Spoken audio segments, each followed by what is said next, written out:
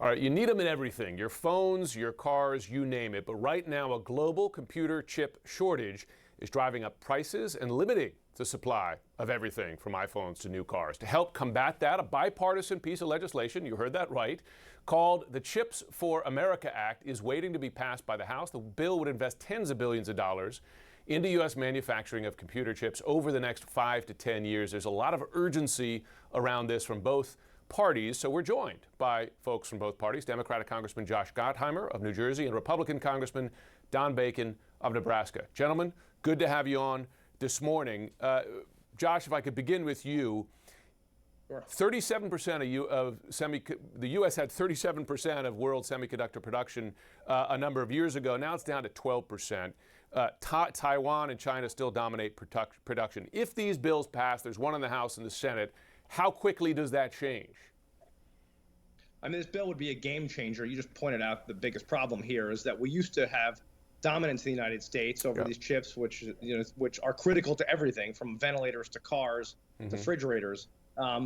We need to increase our domestic manufacturing. If COVID taught us anything, it's how important it is to improve and increase what we do here at home.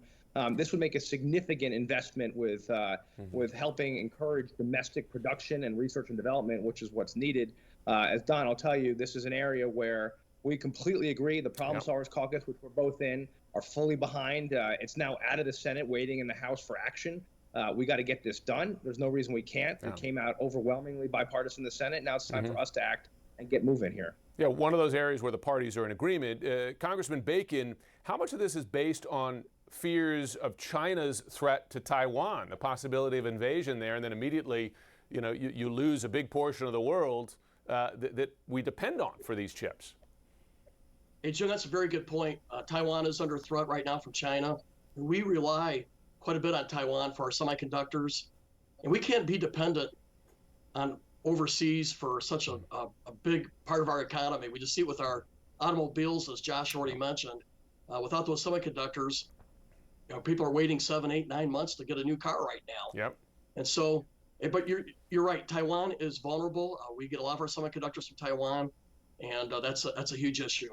Yeah, I mean, cars basically now, they're like computers with 4 wheels, right? I mean, everything's dependent on chips. Exactly. Okay, I want to get to Build Back Better. Okay, so here's something, did not, of course, have bipartisan support, but there are pieces of it that have bipartisan support. So I'm curious if you two guys who worked well, for instance, together on the bipartisan infrastructure bill, see a way forward of agreement. First of all, to you, Congressman Gottheimer, are there pieces of this you'd be willing to take out of BBB and work with folks like Congressman Bacon to get passed?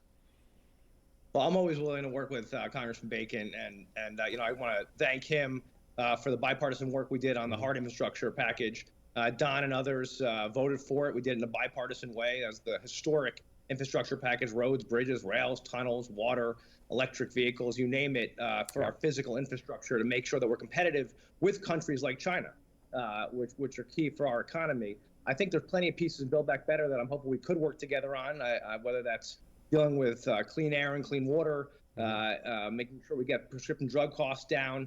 Obviously, I'm for supporting and getting behind reinstating the state local tax deduction to get taxes down in Jersey and others. But I think if we sat down, I know there's places we could find common ground. But let's just say, Jim, that we still are going to get that passed. I'm not willing to walk away on getting Build Back Better done. Congressman Bacon, would you, for instance, support a separate provision that sought to control prescription drug prices? I mean, that's an issue both parties seem to be on board with. Absolutely. We're paying too much for prescription drugs right now.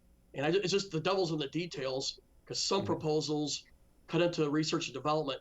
But the areas I think that there would be broad support is in the Medicare realm, where our seniors are having a hard time getting dental care, hearing aids, eyeglasses. I think that that's an area that we could build on, because, I mean, I have an 81-year-old father.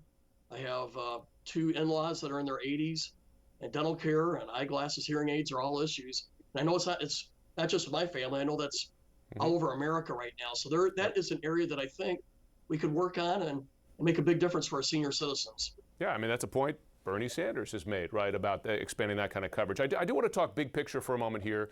Congressman Gottheimer, do you worry that the Democratic leadership, both in the House and the Senate, but also the president, overshot in terms of how broad they went with BBB, but even voting rights, right? I mean, 50-50 majority in the Senate, slim one in the House as well. Was that a problem here? I think you need to set out an aggressive agenda for the country and to help families. I think that's exactly what presidents should do. What we've always been focused on in the Problem Solvers Caucus, the 29 Democrats and 29 Republicans, is looking for places where we can get things done and and over the finish line. We did that in the infrastructure package. I think, as you just heard, there's areas where we can work together, whether that's childcare or making life more affordable for our seniors. There are plenty of places where I think we can come together, and I think now it's our responsibility to do that. And I think, you know, I'm hoping this week we obviously get that piece of legislation out of the Senate on voting rights. I think it's really important. And if we need to sit down and work together, which I think we should, we have a responsibility to do, then we should do it. And just I quickly, think that's Congressman the way Bacon, because we're one out of time, I did want to give you a chance for even balance here. Your former president wants you to get primary just because you voted for a bipartisan infrastructure bill. Is there a future for Republicans who are willing to work with Democrats? Absolutely. I'm a patriot first. I love my country. And if we don't start finding consensus areas, China's going to surpass us and we won't be the world superpower. I need to work with people like Josh, who's willing to work in the middle and find consensus areas. And he's done a great job with that. And I appreciate his leadership on the Problem Solvers Caucus. But we have to find consensus areas if our country wants to move forward and compete with China. I want our country to be the strongest, most competitive country in the world. And it's going to take working across the aisle to get that done. From your lips to God's ears. I would just want to add to that, Jim. Can I just add to him? Don, that's why Don's a great patriot and a great American, because he's actually willing to put country ahead of party and making sure that we win as the United States. That to me is what the kind of leadership we need working together. That's the best way we're going to make sure our economy grows. We got to build on this. Gottheimer, Bacon, you're always welcome on the show. Thanks so much for joining. Thank you.